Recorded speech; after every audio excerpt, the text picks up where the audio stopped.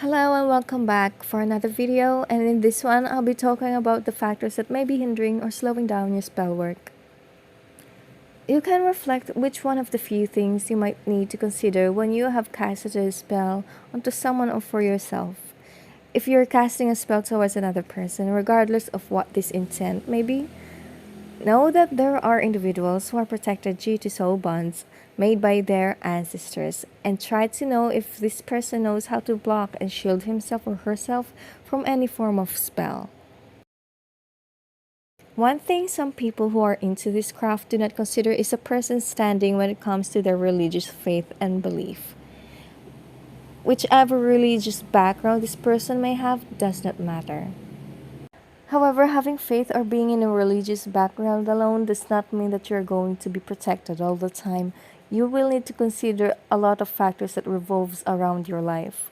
Having a spiritual benefactor or a guardian angel will be able to ease up any kind of psychic attacks or any kind of spells directed towards you.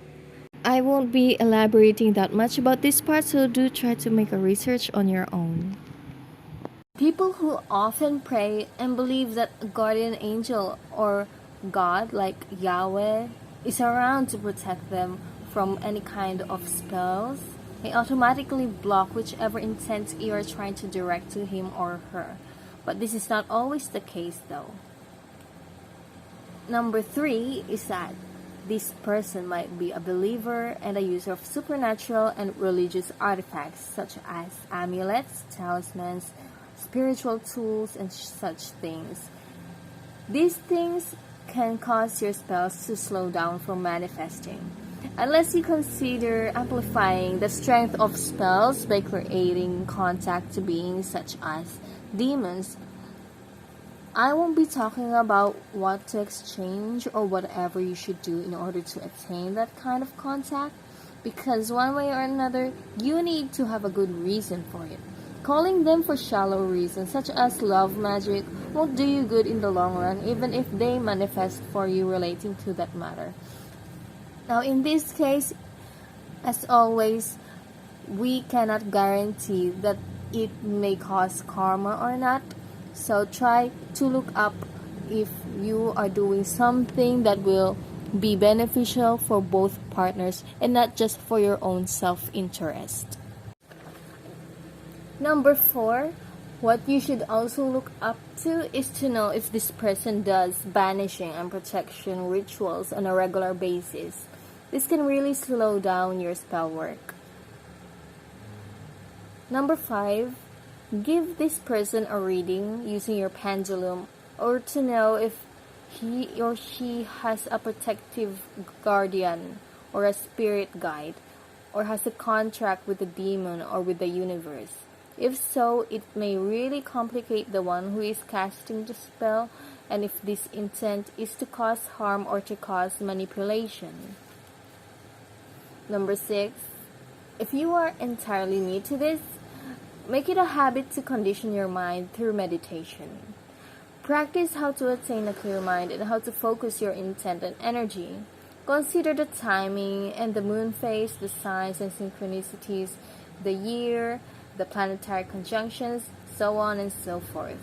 If you are doing it on a random time, there's no problem with that, but always be aware of what you are feeling that time. Are you sad, depressed, angry? If so, channel that energy to a spell that corresponds to that emotion, such as hexing or return to sender spells. But if your situation doesn't call for that, do a spiritual cleansing and self-healing work, and then proceed when you feel the nudge from your spirit guide that it's the best time to do a spell or manifestation. In law of attraction or chanting mantras, you can do these types of meditation whenever you desire.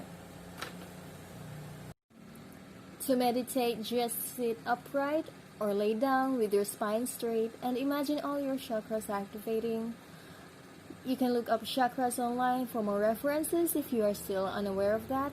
Or you can also imagine a white or silver light. You can also imagine golden light permeating your mind and then releasing you from all the stress or toxicity that you have accumulated during the day. You can also use candles or crystals with the corresponding color or spirituality uses in order to assist you to focus and calm your mind as well. You can also look up other methods to ground yourself before starting or doing any type of spell, just in case you feel like you cannot achieve your goal due to hesitations building up in your subconscious mind. Number 7, this is what we must all have to accept. Not all spells will manifest. However, due to the vast connection people can accumulate in their spiritual practices and learnings, they can achieve anything without failing. They are the ones who are able to provide something significant or big in exchange for what they desire. They are called magicians most of the times, but be warned that this is not something simple to achieve and cannot be taught openly, unless of course this individual or magician is willing to do so. But always consider your safety first. Not everything that is given for free that is too good to be true is always beneficial or safe for you.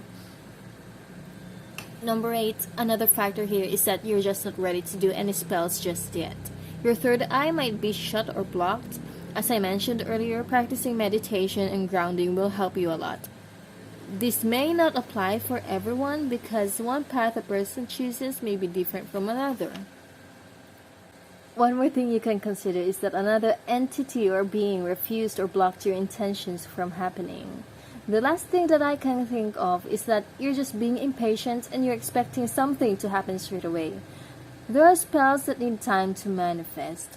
There are outcomes that may take months or years to happen. Some spells can happen in just a few hours or a few days, but most of the time, if you are new, try to lower your expectations. Being hasty will only lead to negative assumptions regarding your work, such as overthinking or losing your confidence about it. So if you happen to take interest in witchcraft or any path that leads to spell casting, you can consider the messages I mentioned. I hope this helps. If you have any suggestions, let me know in the comment section. Take care. In this portion of the video, I will be picking a random oracle card for any guidance and messages from the divine. So let's get it started. I will start shuffling the deck. Whenever you start your own card readings, it's always best to start with a prayer. I ask the divine graces to please assist me in these card readings, and that the cards that will come out will be able to give us the advices that we may need in this day and in this life journey. Thank you.